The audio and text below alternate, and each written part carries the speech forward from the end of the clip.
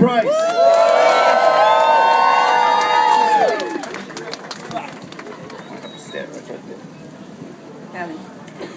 Next up, this woman's voice is sultry.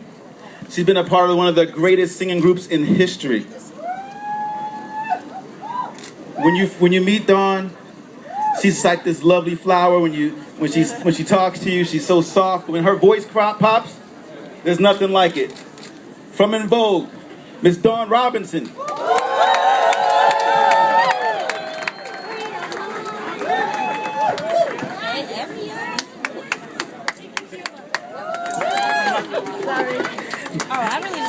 Next up, this woman also has one of the most recognizable voices you've ever heard. It's soft and sweet when she talks, but it's booming when she sings. LA's own Misha Lay.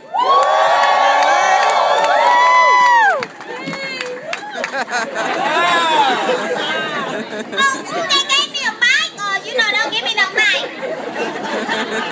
You don't need a mic. This next lady you heard for the first time when she was 16 years old with a group called City High.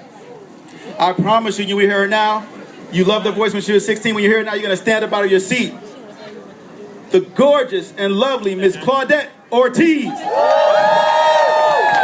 She's not 5'5" no more with brown eyes. She's 6 foot with brown eyes.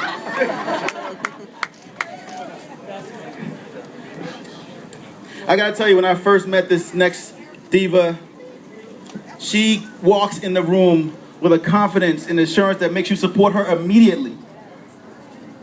She converses with confidence. She sings with confidence. She booms. She's everyone's superwoman. Lil Mo! Outfit change. I love it. Yeah, change. There she is. She changed. Now our final diva. She's a world-class vocalist. She's an actor. She's a superstar. When you lay eyes on her, you can't take them off. She's got a new album hitting on July 30th called More is More. Miss Shantae Moore.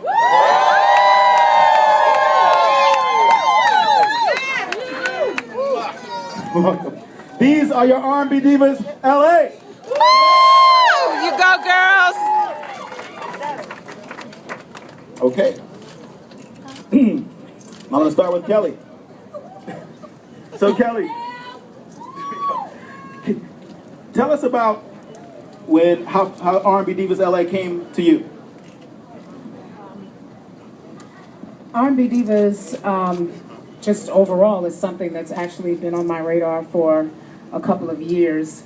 And it took some time for me to be okay with opening up my life to cameras. So I knew that the show was happening a couple of years ago.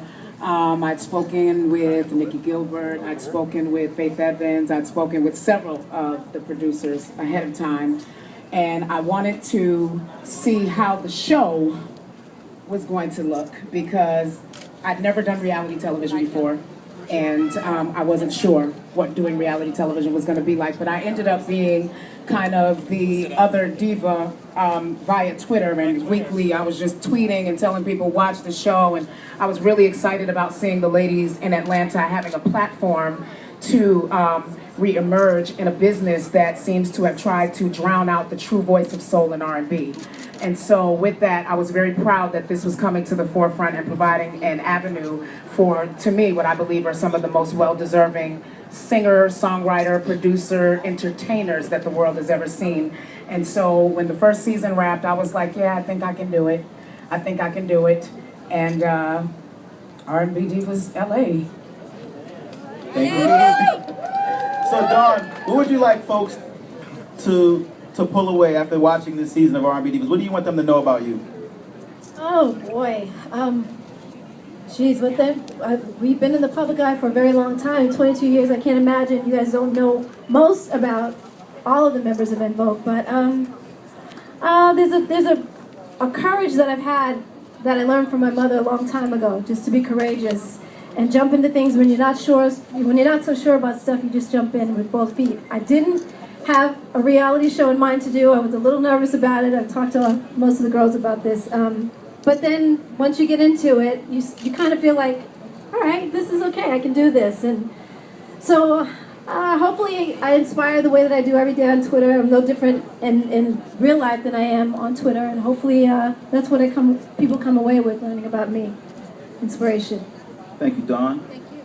Miss Chalet, you've been off the stage for a while. Can you tell everybody what inspired you to come back now and why now? Well, mostly everybody here has grown up with me, has raised kids with me, have had babies with me. Right. I've helped you have babies. So I don't even think I ever went anywhere because I see y'all at the mall, the grocery store. So I just think that we just waiting on a single, right? That's all. So yeah, and so thank you. I love you. I do. Now, Claudette, as a member of City High and being a part of a group like that, now you're breaking solo. What's the transition been like so far, going from being from a group to starting off again as a solo artist? Well, I broke from the group over 10 years ago. So there's no transition now. It's been many years that I've grown and learned, I've fallen, I've gotten back up.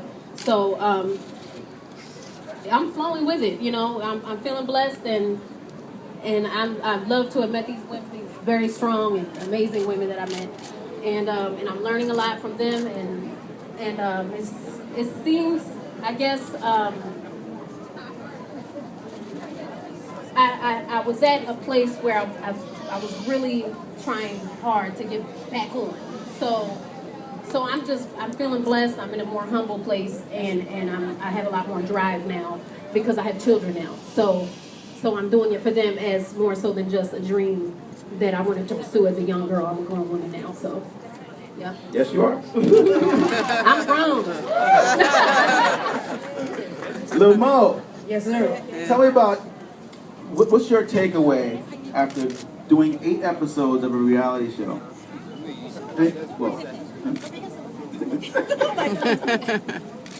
What's your takeaway from this after this experience?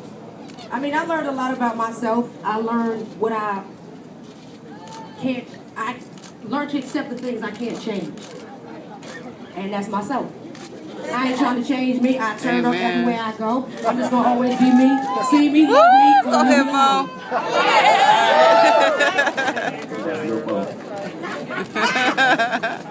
Shantae, you've been doing this for a while and doing it successfully. That's right. Can you give the audience a sense of why you decided to do R&B Divas LA?